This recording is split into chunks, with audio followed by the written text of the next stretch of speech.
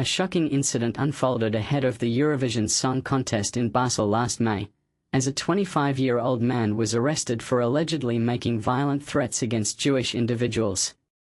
Following his detention, Swiss authorities took the decisive step to deport him back to France.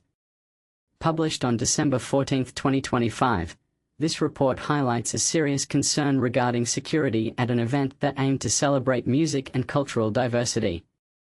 Although the Eurovision festivities were largely peaceful, an investigation by the Swiss public television program Tagesschau uncovered alarming details. Security services had received warnings about the man's intentions, particularly due to prior knowledge of him being a troublemaker known to the authorities in BL. He allegedly expressed a desire to travel to Basel to instigate violence and specifically target Jewish people.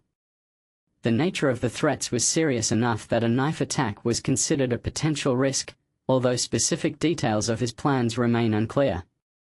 The man, identified as a French national of North African descent, reportedly has a history of radicalization linked to Islamist ideologies and struggles with mental health issues that require ongoing medication. According to forensic expert Jerome Andras, this individual presents a concerning profile, combining elements that heighten the risk of violent behavior.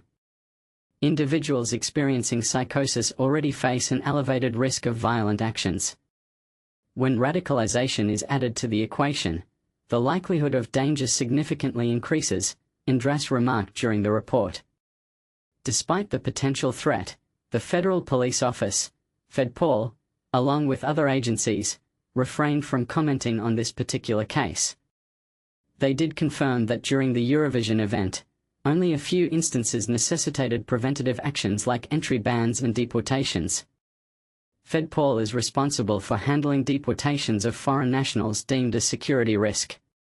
In making such decisions, officials evaluate the credibility of the threat posed to both internal and external security and whether the response is proportionate. Importantly, these decisions can be appealed, which is relevant in this situation. Authorities determined that the man posed a significant threat, leading to his detention throughout the event. Ultimately, he was deported based on concerns for internal security and was returned to France. However, the deportation has not been without controversy. A legal appeal against this action is currently pending. The man's family argues that he feels he has been unjustly treated and requires medical care due to his psychological state. Reports indicate he depends on a comprehensive array of psychiatric medications. The Federal Administrative Court has mandated that French authorities ensure he receives appropriate medication and therapeutic support once back in France. Yet, according to the man's lawyer, Damien Carvalaro, this support has not materialized. He claims that upon his client's return to France, he was left without the necessary assistance. If the authorities believe my client poses a danger, it seems counterproductive to disrupt his psychological stability in this manner. Such actions could potentially heighten any existing risk, Carvalaro stated. Currently residing freely in France, the man remains under the watchful eye of French authorities, who are believed to be aware of his concerning risk profile.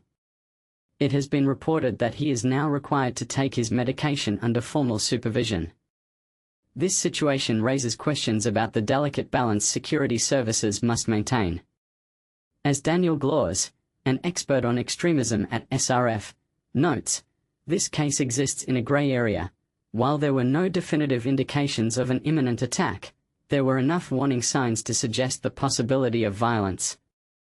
This scenario exemplifies the tightrope that security agencies often walk.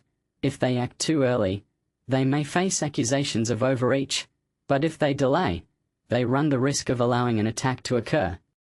What do you think? Should security agencies intervene preemptively in situations like this, or do you believe doing so infringes on personal rights? We invite your thoughts and reactions in the comments below.